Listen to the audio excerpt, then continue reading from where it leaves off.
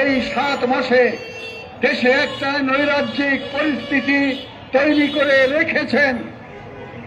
এই নৈরাজ্যিক পরিস্থিতি তৈরি করে রাখা এই সরকারের পরিকল্পিত প্রয়াস এবং আমাদের দেশে এই নৈরাজ্যিক পরিস্থিতি তৈরি করে রেখে ষড়যন্ত্রের রাজনীতি, নিজেদের ক্ষমতা দীর্ঘস্থায়ী করার যে কৌশল, সেই কৌশল তারা নিয়েছেন। ইতিমধ্যে তাদের কিংস পার্টি বলেছে আইন শৃঙ্খলা পরিস্থিতি খারাপ, এখন ভোট দেওয়া যাবে না।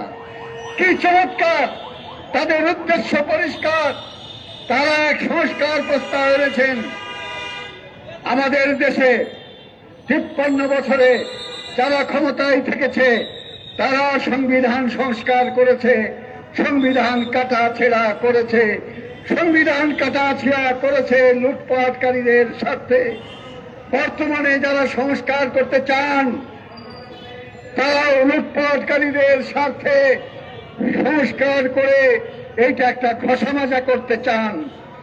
এই 53 বছরে প্রমাণ হয়েছে এই রাষ্ট্র সংবিধান সংস্কার করে আর সমাধান করা যাবে না। এর আমূল পরিবর্তন দরকার। সেই পরিবর্তন জনগণের লড়াই সংগ্রামের ভেতর দিয়ে হবে। বামপন্থীরা যেহেতু এই কথা বলে, ফলে বামপন্থীদেরকে টার্গেট করতে হবে। আমরা দেখেছি শেখ হাসিনা তার বিরোধী আন্দোলনকে জামাত শিবির টার্গেট করে দিয়ে ট্যাগ লাগিয়েছে। একই ফ্যাসিবাদী কৌশল বর্তমান সরকারও নিয়েছে। আমরা এই অপরাজনীতির তীব্র বিরোধিতা করছি এবং এই সরকারের যে ব্যর্থতা, সেই ব্যর্থতার কারণে যানমালের নিরাপত্তা না দিতে পারার কারণে, লুটেরাদের নিয়ন্ত্রণ করতে না পারার কারণে এই সরকারের ক্ষমতায় থাকার নৈতিক অধিকার নেই। বন্ধুগণ, তাই আজ দ্রব্যমূল্য ঊর্ধ্বগতির প্রশ্ন, আজকে জনগণের যানমালের নিরাপত্তার প্রশ্ন, ঈদের আগে শ্রমিকদের বেতন বোনাস পরিশোধের প্রশ্ন, এই কথা যখন বামপন্থীরা বলে ওনাদের গা জ্বালা ধরে যায়। ওনারা চলার হন, ওনারা শিক্ষকদের পর আক্রমণ করেন, ছাত্রদের পর আক্রমণ করেন, বিভিন্ন পেশাজীবী শক্তির আন্দোলনের পর আক্রমণ করেন। শেখ হাসিনা আক্রমণ করে ট্যাগ লাগিয়ে নিজের ক্ষমতা পাকাপোক্ত করতে চেয়েছিলেন। এই সরকারও একই পথে হাঁটছেন। ফলে নব্য ফ্যাসিস্ট যদি তৈরি হয়, এই গণঅভ্যুত্থানের ফসলকে কাজে লাগিয়ে নিশ্চয় বাংলাদেশের জনগণ তা হতে দেবে না।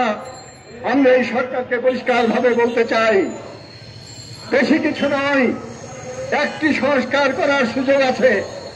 তা নির্বাচন কমিশনও করতে পারে, যে কিভাবে নির্বাচনে জনগণ ভোটাধিকার প্রয়োগ করতে পারে, কিভাবে সাধারণ মানুষ নির্বাচনে অংশগ্রহণ করতে পারে।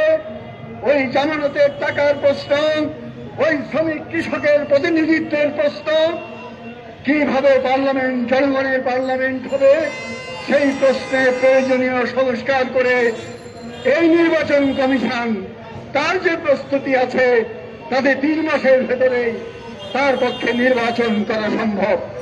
আমরা সরকারকে বলতে চাই, কালক্ষেপণ না করে এই মুহূর্তে দেশের অস্থিতিশীল পরিস্থিতির হাত থেকে রক্ষা পাওয়ার জন্য ন্যূনতম গণতান্ত্রিক প্রক্রিয়া চালু করার জন্য নির্বাচনের রোডম্যাপ ঘোষণা করা হোক।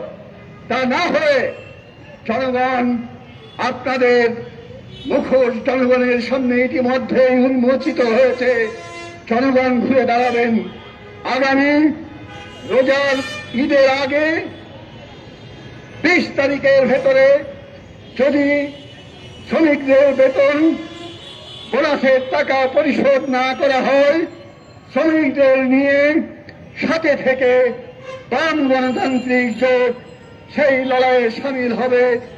সেই সামগ্রিক এই যে লড়াই, এই লড়াইয়ে আপনাদেরকে ঐক্যবদ্ধ থাকার আহ্বান জানিয়ে আজকের এই সমাবেশ এখানে আমরা শেষ করছি।